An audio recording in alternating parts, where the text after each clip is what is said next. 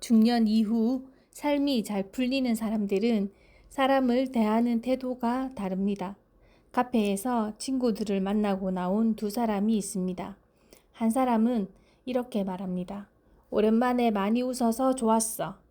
그런데 다른 사람은 차에 타자마자 깊은 한숨을 쉽니다. 휴, 괜히 나갔어. 마음만 더 무거워졌네. 같은 사람을 만나고 같은 시간을 보냈는데 왜 한 사람은 마음이 가벼워지고 다른 사람은 더 지치는 걸까요?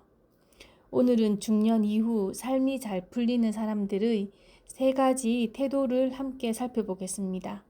안녕하세요. 명상하는 화가 나순단입니다. 1938년에 시작된 하버드 성인 발달 연구는 724명의 삶을 오랜 시간 추적했습니다.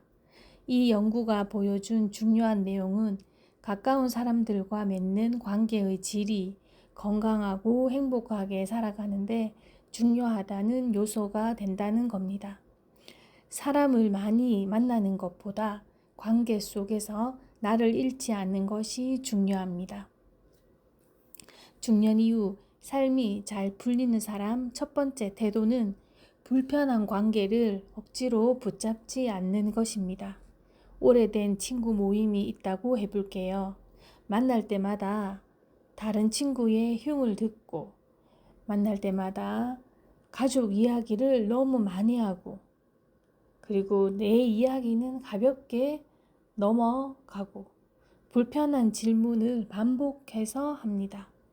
집에 돌아와서도 그날 들었던 말이 마음에 남습니다. 그래도 우리는 이렇게 생각합니다. 오래된 친구인데 내가 빠지면 안 되겠지? 내가 거절하면 서운해 할 거야. 하지만 관계를 잘 다루는 사람은 당장 인연을 끊기보다 먼저 거리를 조절합니다. 매번 참석하던 모임을 한 번 쉬고 오래 머물던 자리에서 조금씩 일찍 나옵니다. 말하고 싶지 않은 이야기는 짧고 분명하게 거절합니다. 이번 모임은 좀 쉬어야 해. 그리고 그 이야기는 그다지 하고 싶지 않아.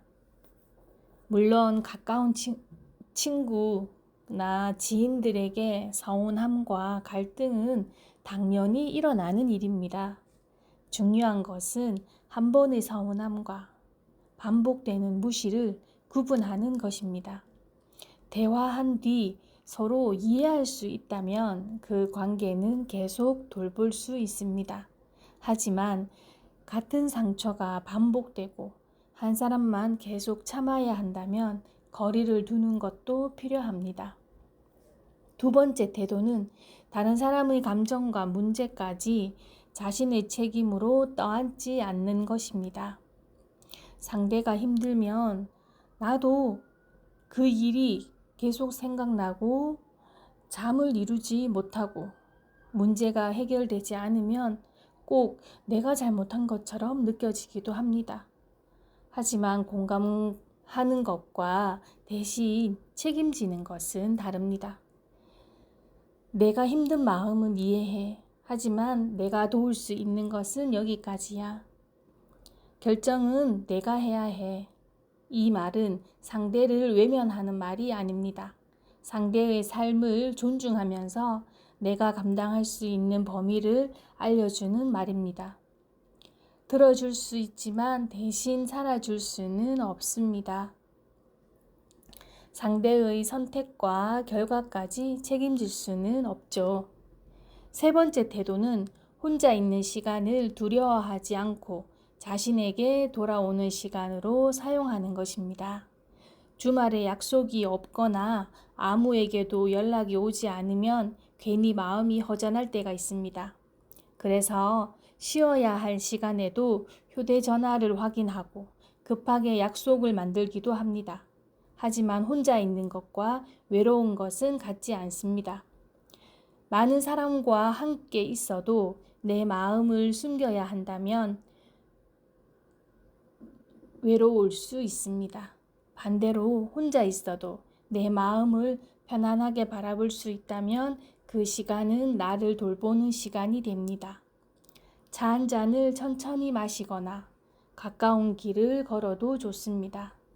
그림을 바라보며 오늘 내 마음이 어땠는지 한 줄 적어보는 것도 좋습니다. 혼자 있는 시간을 견디는 것이 아니라 그 시간에 나를 만나는 것입니다. 오늘은 딱 5분만 나를 위한 시간을 가져보세요. 사람을 만나고 돌아온 뒤 내 마음이 편안했는지 바라보고 이번 주에 사용할 경계의 문장 하나를 정해보세요. 지금은 어렵습니다. 제가 할 수 있는 일은 여기까지입니다.